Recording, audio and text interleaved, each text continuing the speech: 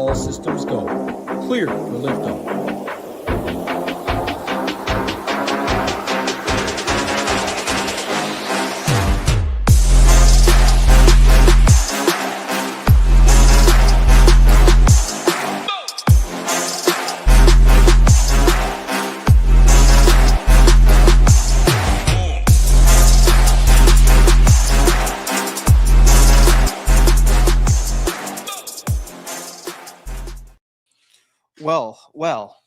Well, what a day of golf we just had on our hands from Riviera. I'm happy that I did not have to bear those conditions. I am happily in my house and got to watch them on TV. It was on early and then we just got the delay. And I was asked some questions and kind of touched on a little bit. I'm not really in the business of trying to predict a delay. Like, I know it's a different event, but we saw them play the damn Bermuda Championship in a stage 4 wind tunnel, and Shank was putting one-handed. And then here, yeah, the conditions were bad and they had to delay it, but like I was not really in the camp of trying to predict if they would delay it or not delay it. We talked about some of the wave splits that could have happened, what the delay would have done to the wave splits going forward, and we'll get to that going forward, but we might see a little bit of a different wave split than I personally may have played early on in the week.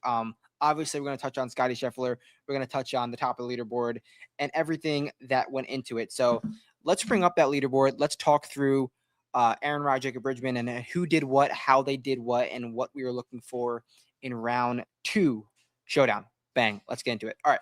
Aaron Rai, Jacob Bridgman, Rory McIlroy, Ryan Fox shot the rounds of the day today. And obviously, every single day, guys are going to do it in different ways. But what Rory and what Ryan Fox did are kind of, I guess, 2 out of the 4 rounds of the days were what I am looking for going forward and what I was looking for coming into the week. Rory and Ryan Fox did it with absolutely nuking driver, hitting it as far as they can, and then having less club in and working it out from there. Aaron Rai, honestly, he did everything okay, but it was really all a hot putter. And we're going to get one of those guys every single day. We're never going to be able to predict those guys. But Aaron Rai did it with the hot putter, and I don't expect much from him going forward tomorrow, especially when he's out there early on in the morning at 7 o'clock, having to play 17 and 18. Obviously, he can get another birdie on the par 5, 17th, but talking about in his round 2, I'm not expecting much from Aaron Rai to back this up, because looking at his stat profile, I guess I'll just show you guys. It was all putter. It was nothing really special, nothing glaringly horrible, but it was really all done with the putter. Nothing horrible, but I just don't expect him to go nuclear tomorrow is what I'm getting at. I don't think he's going to be a solid showdown play, in my opinion. And then Jacob Bridgman was our iron play merchant. We're going to get an iron play merchant tomorrow, which we will get into. 6 in the field with the irons. Kind of I'm not really sure how sustainable this is going to be. Driving accuracy, losing strokes on approach. Losing strokes off the tee, not driving it far, and really just relying on your irons. I really do think you need to have that complete package and drive it a lot better to contend at Riviera. Whereas Rory McIlroy, when he's losing strokes off the tee, it's fine because he is 13th in distance. Same thing with Ryan Fox. Losing strokes off the tee, but he's 6th in distance. The guys who are high up in distance can surely have the route to take it low tomorrow. So I'll get into some of the stats we're looking for, but that's going to be kind of a little teaser to what we are looking for tomorrow. Looking at the weather tomorrow, these guys are going out between 10 a.m. and like the same tee times as yesterday, except for the people who didn't finish. The people who didn't finish are going out. No, not, I'm sorry, Eastern time. So they're going out 7 a.m. And then the guys who didn't finish are also going around 7 a.m. The guys who are normal are going to, I think it's 7:15 exactly. And the guys who are finishing up exactly 7 a.m. So looking at this for tomorrow, 7 a.m. to 9 a.m., 9:30, I guess you can say, is going to be really, really cold. And I really do think just this temperature alone is going to be a big difference and not where I want to be playing in. So in terms of, I talk how important crossing guys off is. Guys who are out early, tee times at 7 a.m. to 8 a.m., I think they're going to have a small poor edge. So this is an Eastern time. But this first hour or so of tee times, hour and a half or so of tee times, they're gonna have to go out in really, really cold weather. And just the fact of crossing guys off. Crossing guys off is just important as playing good plays with good stats. So I'm gonna cross off that early wave to avoid that cold weather, because I do think the cold weather is going to be a big difference, or a small difference, and a small difference could win you $1,000,000 versus win you $500,000. I know those are big numbers, but it's the small edges are real. And then from there, the weather looks exactly kind of the same. So I'm not really taking anything in terms of when you go off, but I'm kind of crossing off these early guys tomorrow. This is round one, but it's the same tee times for tomorrow. So let me fix this and see who those guys are exactly. So yes, the same times. So yeah, this first, I'm not going to just go through name by name, but this first kind of hour and a half of tee times, I'm going to kind of devalue it for better or for worse. I'm going to devalue them, but you got to pick a lane. You got to run with a lane. So stats we are looking for tomorrow is driving distance and one approach play merchant. Also, this is the wave split from today. I know it didn't finish, but turned out that morning wave got a smaller, worse split because of the delay. This is basically meaningless. I thought this green number would have been lower. That would have been the case probably if there was no delay, but it is what it is. There wasn't really any delay. I think the earlier you go out, the worse tomorrow, which is not usually the case for our PGA Showdown shows. So looking at some stats, and I'm gonna run through back this again and go through some guys that have glaring weaknesses, which we talked about last week. But I'm looking for the guys who I want to pop tomorrow: driving distance and iron play merchants. And the way I'm gonna find the driving distance guys, because uh what's it called? Data Golf doesn't necessarily sort by driving distance. You could turn on the show player types right here, and guys that are long, guys that are long, guys that are long. They have this little L right here, L right here. So I do think hitting it far is going to prevail, especially in the cold weather, and especially with it's still a soft golf course. I know they talked about potentially drying up. It is border sorry borderline comically soft over there at Riviera. Like, I was out there and I was like, these are PGA Tour conditions. And Carl Smith, like I said on the boot show, was upset. He was upset because he is a California guy and he was hyping up Riv to me for a while, and he was like, yeah, this is not the way Riviera should be played. This is Guys are going to take it low, especially if the wind holds off. And you saw how soft it was out there, and it's not, sure, it might get a little bit firmer, but nothing to write home about. It's still going to be soft. You're still going to be able to make birdies with if you're playing from the right spots. And I think driving distance is going to be a key. And listen to what Rory said today. He said sometimes being in the rough is better because the greens are so soft you could take off spin. And I put in the Booch report that the rough is not anything. It's not going to turn any heads. I did say it was a little bit tougher than last week, Pebble Beach, but nothing you can play out of the rough. I thought the rough at Waste Management was far harder than the last 2 weeks. So that is what I'm looking for in terms of stats for tomorrow: driving distance and one iron play merchant. So we're going to get to some guys with glaring weaknesses and also get to some guys that I am on. But let's talk some contest selection for tomorrow. Some nice contests. Again, this $5 drive the green. I know you guys had a long conversation with Tambo and Alex Blatt about it. Look, another really nice payout structure here. No, this is the wrong contest. Oh no, this is the right contest. This isn't. I guess I was looking at something else, but I don't think this is the worst. Nonetheless, I think the best contest, again, the contest that I was, if it wasn't for Sepp Straka and Scotty Scheffler making eagle on the 18th on Sunday, I may have shipped this, and I absolutely love this payout structure. So this is by far my favorite contest. $55, 12 max. It's kind of, I guess, borderline entry, but if you have the 600 to spend tomorrow, I think this is a really good 650, whatever it is, a good way to spend the 650. In terms of the low ball hitters, the single entry type deal, $12 albatross is always a nice payout structure in my opinion.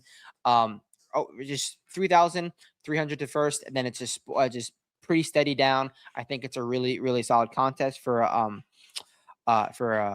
single entry, and it's cheap, obviously only $12. So with that being said, you need to build your player pool. You need to do all of that good, fun stuff. So what you're going to do is you're going to copy and paste the codes in the live chat. They're at the top of the live chat.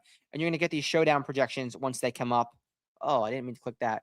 And then you're going to get the stone. Once the stone is updated, you're going to be able to use the stone, look at the pivots, look at some of the key stats, and build your player pool. Also, you're going to be able to look at the Ship It Nation slate plan for Showdown, which I will fill out following this show.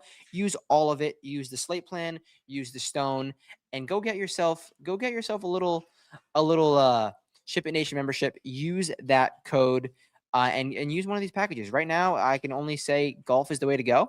And just the optimizer or PGA only if you just want the core, but you're gonna want the optimizer. It does numbers. It really does numbers. And the more you use it, the better you get at it.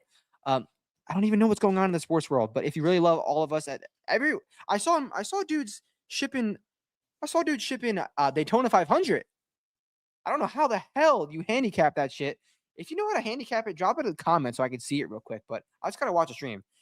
But if if you want the all access, feel free to get the all access, because I saw guys shipping Daytona 500 and Tambo's like, look at us. This motherfucker is so smart.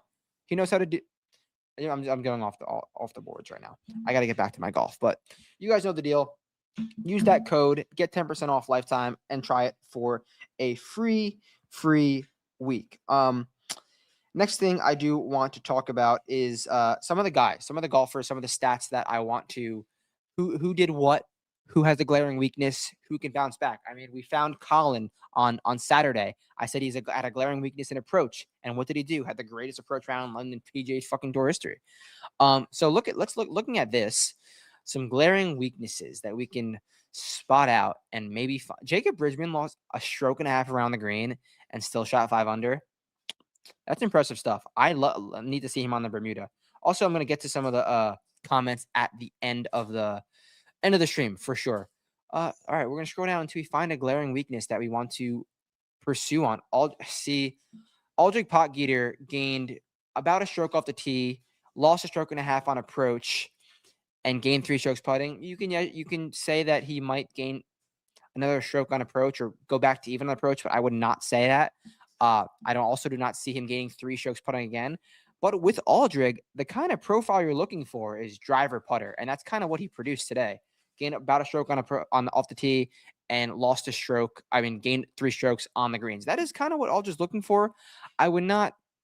The softer it is, the better. So I think there's possibly one more good round from Aldrich, and then I would maybe say that's about it. But also, if I say any of these guys that I like or don't like, remember what I said about the tee times. I'm not really cross-referencing it right now, but afterwards I'm going to, and I'm definitely avoiding that first hour and a half of tee times. And Aldrich definitely might be. I low-key remember him being the first tee time off. Yeah, so I'm not playing him tomorrow, even though I just said I don't mind the stat profile. Let's find some more glaring weaknesses. Hideki Matsuyama lost 2.6 strokes around the green. One thing about Hideki Matsuyama is he's really, really good around the greens. I expect this number. So Hideki could have easily shot 3-4 under if he was field average around the greens. Let's look at his profile a little bit deeper, because Hideki could be a great bounce back candidate tomorrow. Matsuyama should be right around here, -2. Where the hell is he? Hideki. There we go. -2, 69 today. T12. Good round. Good round. He bogeyed the par 5. That's a 2-shot swing right there. That's the easiest hole in golf. The driver is a mess. He could be our iron play merchant. Where's the distance at? 20th. This is not bad driving distance. I love Hideki for tomorrow. Again, take it with a grain of salt. If he goes out in the morning super early, I'm probably going to be off him. But this is stat profile I'm looking at. Glaring weakness in his stats today, -2.6 around the green. Let's find some more. Taylor Pendrith, -1.26 strokes off the tee. One thing we know about Taylor Pendrith, he's generally a really, really good driver. So I see that coming back to earth. Could be a nice buyback tomorrow. Who's this? Sam Burns, -2 strokes off the tee, finally finding it on the greens. Sam Burns, when he goes, he's a really good driver. I can see this coming back up to earth. Let's find one more. Who's this? Lucas Glover. I don't see that. He's not necessarily in his own right now. Let's find another glaring weakness. Nick Taylor, Ryan Gerard both lost a ton of strokes on the greens. If I had to pick one of them, it would be Nick Taylor, because Ryan Gerard, although he's clinical stripes, I don't trust him putting these greens at all. Cam Young continues to be like so average across the board. I think he's due to just pop one time. So those are some guys. Those are some glaring weaknesses. What's next? Is it one guy that I'm on? Is it one guy that I'm on? It is one guy that I'm on. And you're probably not going to guess this. Jhonattan Vegas, residence, Houston, Texas, age 41 years old, height 6'3", 230. Now, who could forget? Just remember when Jhonattan Vegas won the PGA Championship at Quail Hollow, beat Scotty Scheffler. I'm kidding. But remember how he had that really, really solid week at the PGA Championship at Quail Hollow? Think about those golf courses that Rory plays well on, golf courses where distance prevails. And Jhonattan Vegas has not the greatest results of all time at Riviera, but he's played this damn golf course so many times in his career. Like, he knows his way around Riviera. And looking at his stat profile for today, 2 under 69, solid round, T12, first on approach, losing a stroke and a half off the tee. But Jhonattan Vegas is generally a really good driver of the golf ball.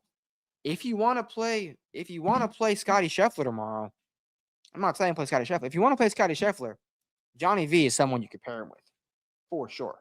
So that's one golfer that I am on, and he goes by the name of Jhonattan Vegas from Venezuela.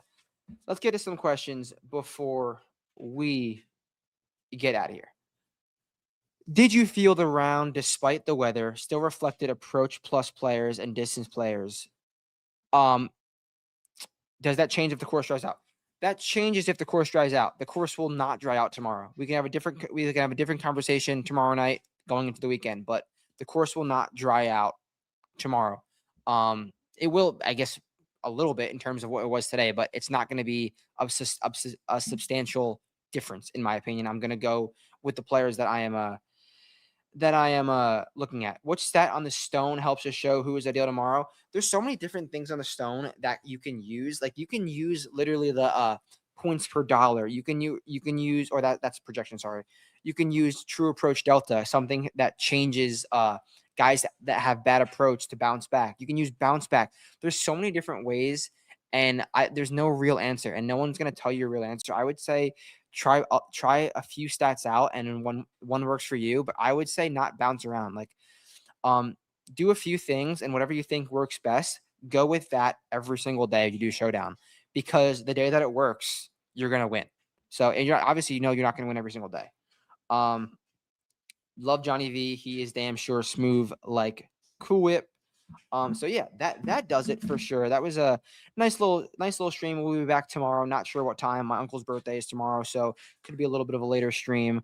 Nonetheless, I'm wearing a Devil Wears Prada shirt, so that means the song of the day is going to be For You by The Devil Wears Prada, and there is a playlist, so peep the Discord. As always, let's ship it. Catch you guys tomorrow.